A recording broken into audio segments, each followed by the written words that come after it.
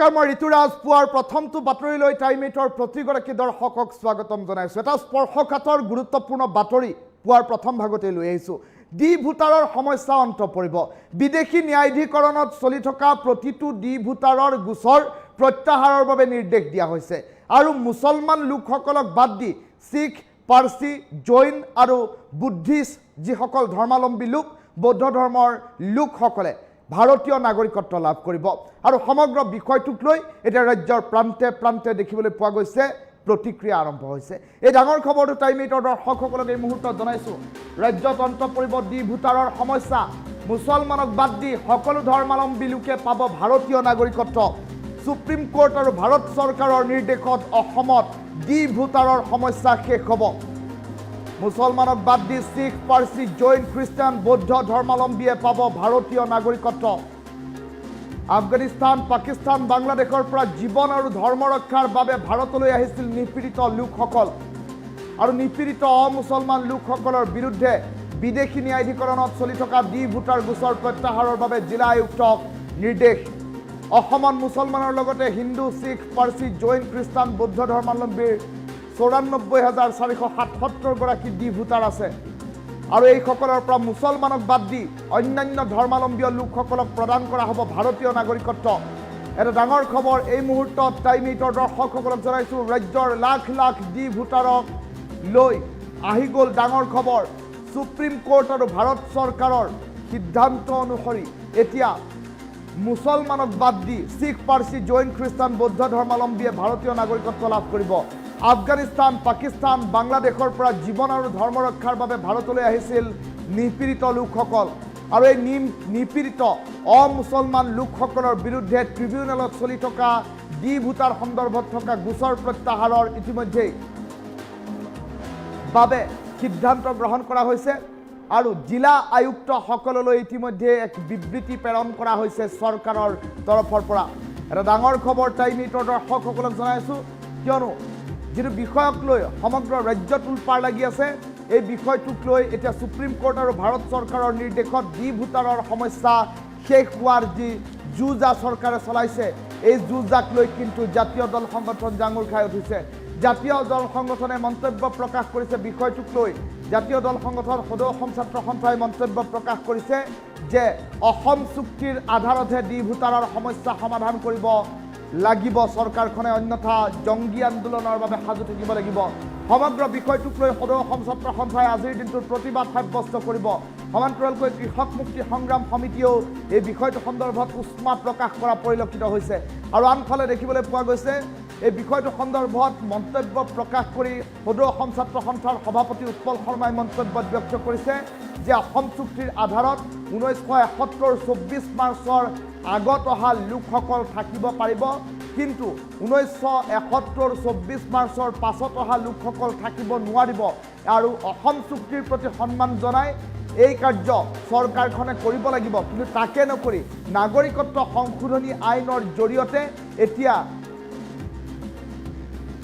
এই লোকসকলক ভাৰতীয় নাগৰিকত্ব ডি ভোটাৰ সমস্যা দূৰ কৰাৰ বাবে যি পদক্ষেপ চৰকাৰখনে হাতত লৈছে, তাৰ বিৰোধিতাৰে পৰিস্থিতি ক্ৰমাগতভাৱে আজিৰ দিনটোত উত্তাল কৰাৰ হুংকাৰ সদৌ অসম ছাত্ৰ সন্থাই দিয়া পৰিলক্ষিত হৈছে। সমগ্ৰ বিষয়টো সন্দৰ্ভত মন্ত্ৰী ৰঞ্জিত দাসে মন্তব্য প্ৰকাশ কৰিছে। বিভাগীয় মন্ত্ৰীগৰাকীৰ মন্তব্য এই মুহূৰ্তত প্ৰথমে শুনাই লৈছোঁ। যে 2014 চনৰ 31 ডিচেম্বৰৰ আগতে যিসকল হিন্দু, খ্ৰীষ্টান, শিখ, জৈন, বুদ্ধিষ্ট আৰু তেওঁলোকে যিহেতু নিপীড়িত হৈ আহিছিলে বিভিন্ন স্থানৰ পৰা, আফগানিস্তান হওক বা পাকিস্তান হওক বা বাংলাদেশৰ পৰা, তেওঁলোকে খাদ্যৰ অভাৱত অহা নাছিলে, তেওঁলোকে জীৱন ৰক্ষাৰ বাবে, ধৰ্ম ৰক্ষাৰ বাবে আহিছিলে। যাৰ কাৰণে ভাৰত চৰকাৰে আইন প্ৰণয়ন কৰি পেলাই যে 2014 চনৰ 31 ডিচেম্বৰৰ আগতে তেওঁলোকক ইয়াতে যেতিয়া নাগৰিকত্ব দিব পৰা যায় তেওঁলোকক আবেদন কৰাৰ এটা সুযোগ দিছিলে আৰু সেইটোৰ আধাৰতে আজি কিছুদিন আগতে এখন অধিসূচনাৰ জৰিয়তে যে ট্ৰিবিউনেলত যিমানবোৰ কেছ চলি আছে ডি ভোটাৰৰ কেছ, সেই ডি ভোটাৰৰ কেছবোৰ উদ্ৰ কৰাৰ কাৰণে জিলা আয়ুক্তসমূহক যি নিৰ্দেশ প্ৰদান কৰিছে। সমগ্ৰ অসমৰ ডি ভোটাৰ যদি চাওঁ আমি 94,477 ডি ভোটাৰ আছে। মই নিজে বহুতে দেখিছোঁ, বিশেষকৈ বৰপেটাতো দেখিছোঁ যে ভোটাৰ লিষ্টৰ সন্মুখত ডি ভোটাৰ ডি বুলি লিখা আছে, কিন্তু এপ্টি কেছত কিন্তু তেওঁৰ এগেইনষ্টে কোনো কেছে নাই। যাৰ এপ্টি কেছ নাই অথচ ডি ভোট লগাই থৈ দিছে আল্টিমেটলি মৌলিক অধিকাৰৰ পৰা বঞ্চিত কৰা হৈছে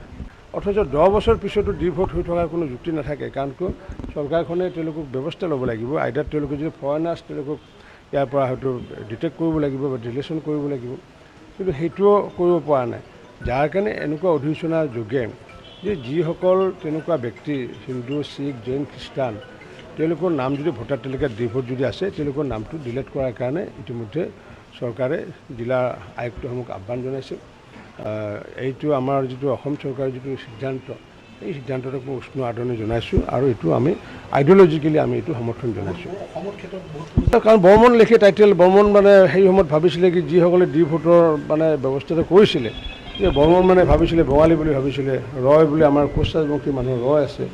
ৰয় বুলি ভাবে বঙালী মানুহ ৰয় লিখে বা ৰায় লিখে তেনেকুৱাকৈ বহু ভাৰতীয় অসমীয়া মানুহ ইয়াৰ ফলত মানে তেওঁলোকে বিভিন্ন ধৰণৰ সমস্যাৰ সন্মুখীন হৈ আছে ভাৰতত থাকি ভাৰতত জন্মগ্ৰহণ কৰি পেলাই ভোটাধিকাৰ সাব্যস্ত কৰিব নোৱাৰাটো ইয়াতকৈ পৰিতাপৰ কথা একো হ'ব নোৱাৰে কাৰণ কিয় মোৰ ঘৰৰ ওচৰতে বৰপেটা আউটত ঘৰৰ ওচৰতে মই জানো যে মই যেতিয়া আমাৰ দেউতাহঁতে জন্মৰ তাতকৈ আগতে তেওঁলোকৰ জন্ম তাত মোৰ ঘৰৰ কাষৰে কৰ্মকাৰ টাইটেল কিন্তু তেওঁলোকৰ নাম লগাই থৈ দিছে ডি লগাই থৈ দিছে মই তেওঁলোকক কওঁ আপোনালোকে কোৰ্টত যাওক তেওঁলোকে আমি কিয় কোৰ্টত যাম বাংলাদেশত খেদক যদি পাৰে যদি ভাৰত চৰকাৰে চেলেঞ্জ কৰিতো যোৱা নাই আৰু হয় কথাটো যাবগৈ কিয় বেলেগ নাম দৰ্শকসকলক বিভাগীয় মন্ত্ৰী ৰঞ্জিত দাসৰ মন্তব্য শুনাইছোঁ কিয়নো বিভাগীয় মন্ত্ৰী ৰঞ্জিত দাসে মন্তব্য প্ৰকাশ কৰিছে যে মুছলমান বাদ দি অন্যান্য ধৰ্মাৱলম্বী যিসকল ডি ভোটাৰ আছে এইখন ৰাজ্যত প্ৰায় 94,477 গৰাকী ডি ভোটাৰ আছে ইয়াৰে ভিতৰত মুছলমানসকলক বাদ দি শিখ জৈন পাৰ্চী খ্ৰীষ্টান আৰু বৌদ্ধ ধৰ্মাৱলম্বী আটাইবোৰ ডি ভোটাৰ সমস্যা যিসমূহ গোচৰ আছে বিদেশী ন্যায়াধিকৰণত সকলো বিদেশী ন্যায়াধিকৰণৰ গোচৰ প্ৰত্যাহাৰৰ বাবে ইতিমধ্যে নিৰ্দেশ দিয়াৰ কথা উল্লেখ কৰা পৰিলক্ষিত হৈছে আৰু বিষয়টোক লৈ এতিয়া প্ৰতিক্ৰিয়া প্ৰকাশ কৰিছে প্ৰান্তে প্ৰান্তে উষ্মা প্ৰকাশ কৰিছে সদৌ অসম ছাত্ৰ সন্থাই আজি আন্দোলন ঘোষণা কৰিছে বিষয়টোক লৈ সদৌ অসম ছাত্ৰ সন্থাৰ সভাপতি উৎপল শৰ্মাৰ মন্তব্য আছে প্ৰথমে উৎপল শৰ্মাৰ মন্তব্য শুনাম তাৰ পাছত কৃষক মুক্তিৰ প্ৰতিক্ৰিয়া থাকিব একাধিক্ৰমে শুনাই লৈছে অসমৰ সকলো জিলাৰ আয়ুক্ত আৰু জ্যেষ্ঠ আৰক্ষী অধীক্ষকসকললৈ অসম চৰকাৰে এক নিৰ্দেশনা জাৰি কৰিছে যি নিৰ্দেশনাৰ জৰিয়তে বিদেশী ন্যায়াধিকৰণত যিমানবোৰ অবৈধ হিন্দু বাংলাদেশীৰ নাগৰিকত্ব সম্পৰ্কীয় গোচৰ চলি আছে সেই গোচৰসমূহ প্ৰত্যাহাৰ কৰিবৰ কাৰণে এক নিৰ্দেশনা প্ৰেৰণ কৰিছে আৰু তাৰ সমান্তৰালভাৱে নাগৰিকত্ব সংশোধনী আইনৰ সুবিধা লৈ এই অবৈধ হিন্দু বাংলাদেশীসকলে যাতে ভাৰতবৰ্ষৰ নাগৰিকত্ব লাভ কৰিব পাৰে তাৰ কাৰণে উদগনি যোগাবলৈও জ্যেষ্ঠ আৰক্ষী অধীক্ষকসকলক আৰু আয়ুক্তসকলক নিৰ্দেশনা জাৰি কৰা হৈছে সদৌ অসম ছাত্ৰ সন্থাই অবৈধ হিন্দু বাংলাদেশীৰ নাগৰিকত্ব গোচৰ প্ৰত্যাহাৰ কৰাৰ এই যি নিৰ্দেশনা তাক বিৰোধিতা কৰিছো আৰু কাইলৈ অৰ্থাৎ 8 আগষ্ট তাৰিখে সমগ্ৰ অসমৰ প্ৰতিখন জিলা সদৰত এই নিৰ্দেশনাৰ প্ৰতিলিপি দাহ কৰি ইয়াৰ বিৰুদ্ধে প্ৰতিবাদ সাব্যস্ত কৰা হ'ব এটা কথা স্পষ্ট অসমত অবৈধ বিদেশীৰ যিটো জ্বলন্ত সমস্যা তাৰ সমাধান অসম চুক্তিৰ আধাৰত হ'ব লাগিব অৰ্থাৎ 1971 চনৰ 24 মাৰ্চৰ পূৰ্বে অহা কি হিন্দুৱে হওক মুছলমানেই হওক অসমত থাকিব আৰু তাৰ পিছত অহা হিন্দুৱে হওক মুছলমানেই হওক অসমৰ পৰা যাব লাগিব অসমখনক বিদেশীৰ চৰণীয়া পথাৰ কৰিবলৈ দশক জুৰি যি অপচেষ্টা অব্যাহত আছে সেয়া কোনো কাৰণত মানি লোৱা নহ'ব অসমৰ সকলো জিলাৰ আয়ুক্ত আৰু জ্যেষ্ঠ আৰক্ষী অধীক্ষকসকললৈ অসম চৰকাৰে এক নিৰ্দেশনা জাৰি কৰিছে যি নিৰ্দেশনাৰ জৰিয়তে বিদেশী ন্যায়াধিকৰণত যিমানবোৰ অবৈধ হিন্দু বাংলাদেশীৰ নাগৰিকত্ব সম্পৰ্কীয় গোচৰ চলি আছে সেই গোচৰসমূহ প্ৰত্যাহাৰ কৰিবৰ কাৰণে এক নিৰ্দেশনা প্ৰেৰণ কৰিছে আৰু তাৰ সমান্তৰালভাৱে নাগৰিকত্ব সংশোধনী আইনৰ সুবিধা লৈ এই অবৈধ হিন্দু বাংলাদেশীসকলে যাতে ভাৰতবৰ্ষৰ নাগৰিকত্ব লাভ কৰিব পাৰে তাৰ কাৰণে উদগনি যোগাবলৈও জ্যেষ্ঠ আৰক্ষী অধীক্ষকসকলক আৰু আয়ুক্তসকলক নিৰ্দেশনা জাৰি কৰা হৈছে সদৌ অসম ছাত্ৰ সন্থাই অবৈধ হিন্দু বাংলাদেশীৰ নাগৰিকত্ব গোচৰ প্ৰত্যাহাৰ কৰাৰ এই যি নিৰ্দেশনা তাক বিৰোধিতা কৰিছো আৰু কাইলৈ অৰ্থাৎ 8 আগষ্ট তাৰিখে সমগ্ৰ অসমৰ প্ৰতিখন জিলা সদৰত এই নিৰ্দেশনাৰ প্ৰতিলিপি দাহ কৰি ইয়াৰ বিৰুদ্ধে প্ৰতিবাদ সাব্যস্ত কৰা হ'ব এটা কথা স্পষ্ট অসমত অবৈধ বিদেশীৰ যিটো জ্বলন্ত সমস্যা তাৰ সমাধান অসম চুক্তিৰ আধাৰত হ'ব লাগিব অৰ্থাৎ 1971 চনৰ 24 মাৰ্চৰ পূৰ্বে অহা কি হিন্দুৱে হওক মুছলমানেই হওক অসমত থাকিব আৰু তাৰ পিছত অহা হিন্দুৱে হওক মুছলমানেই হওক অসমৰ পৰা যাব লাগিব অসমখনক বিদেশীৰ চৰণীয়া পথাৰ কৰিবলৈ দশক জুৰি যি অপচেষ্টা অব্যাহত আছে সেয়া কোনো কাৰণত মানি লোৱা নহ'ব এহাতেদি তেওঁলোকে বিদেশীক খেদিবৰ কাৰণে বুলি কয় অন্য হাতেদি এতিয়া কাৰ জৰিয়তে মুছলমানক বাদ দি হিন্দু, খ্ৰীষ্টিয়ান, শিখ, বৌদ্ধ, পাৰ্চী আৰু জৈন এই 6টা ধৰ্মাৱলম্বীৰ লোকক তেওঁলোকে যে নাগৰিকত্ব দিবৰ কাৰণে সকলো ধৰণৰ বিধিবদ্ধ প্ৰক্ৰিয়া সমাপ্ত কৰিছে, তাৰ প্ৰক্ৰিয়া হিচাপে 16 জুলাই তাৰিখে মুখ্যমন্ত্ৰীৰ নিৰ্দেশত গৃহ আৰু ৰাজনৈতিক বিভাগৰ সচিবে জিলা উপায়ুক্ত, ছিনিয়ৰ SP আৰু ফৰেনাৰ্ছ ট্ৰিবিউনেল বিদেশী ন্যায়াধীকৰণৰ বিষয়ববীয়াসকলক লৈ যি আলোচনা কৰিছে আৰু যি পৰ্যালোচনা সভা পাতিছে, সেই সভাত স্পষ্টকৈ চৰকাৰৰ এটিটিউড আৰু চৰকাৰৰ সিদ্ধান্তৰ কথা অৱগত কৰিছে যে এতিয়ালৈকে প্ৰথম পৰ্যায়ত বিদেশী ট্ৰিবিউনেলে যি 1,06,000 ব্যক্তিক বিদেশী বুলি ইতিমধ্যে ঘোষণা কৰিছে, তাৰে 69,500 গৰাকী যি মুছলমানক বাদ দি অন্যান্য হিন্দুকে ধৰি অন্যান্য 6টা ধৰ্মাৱলম্বী লোকৰ ব্যক্তি, সেই ব্যক্তিসকলৰ বিৰুদ্ধে থকা সকলো গোচৰ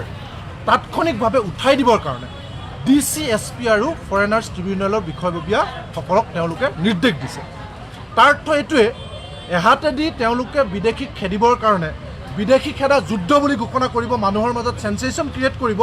আৰু তাৰ আঁৰত পিছ দুৱাৰেদি ইতিমধ্যে পাছ কৰি থোৱা কা আইনৰ বিধিবদ্ধ প্ৰক্ৰিয়াৰে আজিৰ দিনটোত প্ৰথম পৰ্যায়তে 69,500 মানুহক এটা বা দুটা দিনৰ ভিতৰত নাগৰিকত্ব দিবৰ কাৰণে তেওঁলোকে চেষ্টা কৰিছে আৰু ইতিমধ্যে সকলো প্ৰক্ৰিয়া সম্পন্ন হৈছে। সেই নিৰ্দেশটোত স্পষ্টকৈ লিখা আছে, কেৱল গোচৰ উঠাই লোৱাই নহয়, এই 69 লাখ মানুহক প্ৰথম পৰ্যায়তে, পাছলৈ আৰু আছে, এই 69 লাখ মানুহে যাতে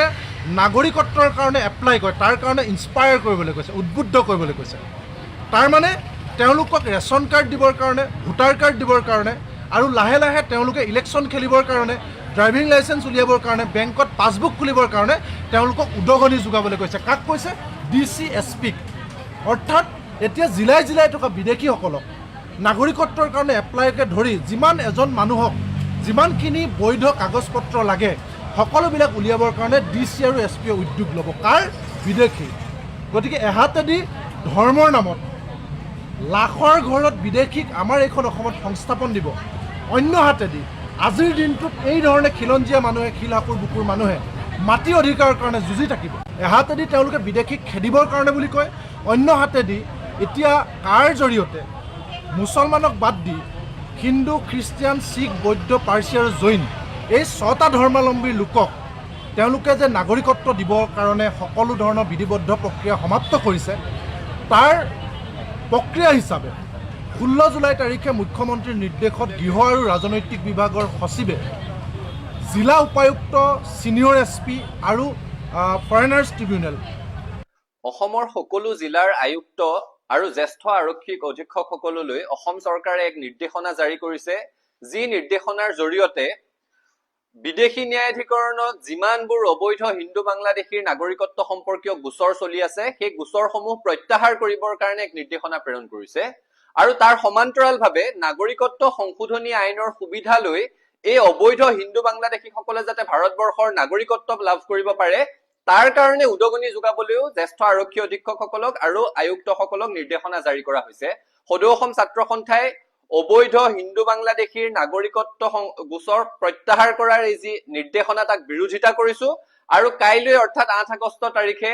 সমগ্ৰ অসমৰ প্ৰতিখন জিলা সদৰত এই নিৰ্দেশনাৰ প্ৰতিলিপি দাহ কৰি ইয়াৰ বিৰুদ্ধে প্ৰতিবাদ সাব্যস্ত কৰা হ'ব। এটা কথা স্পষ্ট,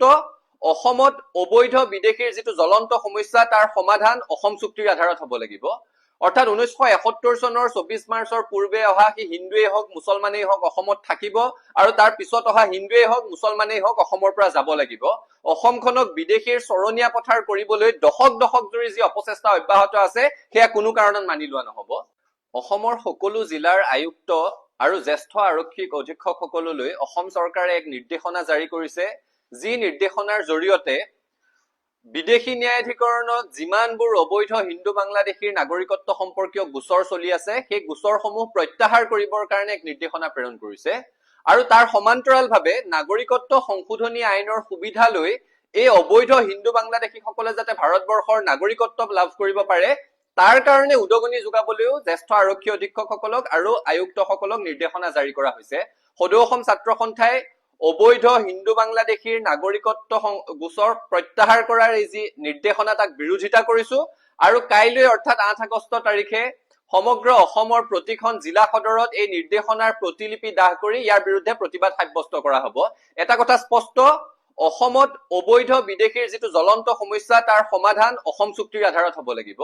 অৰ্থাৎ 1971 চনৰ 24 মাৰ্চৰ পূৰ্বে অহা কি হিন্দুৱেই হওক মুছলমানেই হওক অসমত থাকিব আৰু তাৰ পিছত অহা হিন্দুৱেই হওক মুছলমানেই হওক অসমৰ পৰা যাব লাগিব। অসমখনক বিদেশীৰ চৰণীয়া পথাৰ কৰিবলৈ দশক জুৰি যি অপচেষ্টা অব্যাহত আছে সেয়া কোনো কাৰণত মানি লোৱা নহ'ব।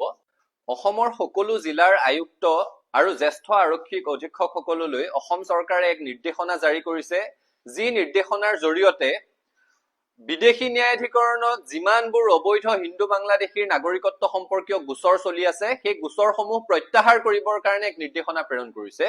আৰু তাৰ সমান্তৰালভাৱে নাগৰিকত্ব সংশোধনী আইনৰ সুবিধা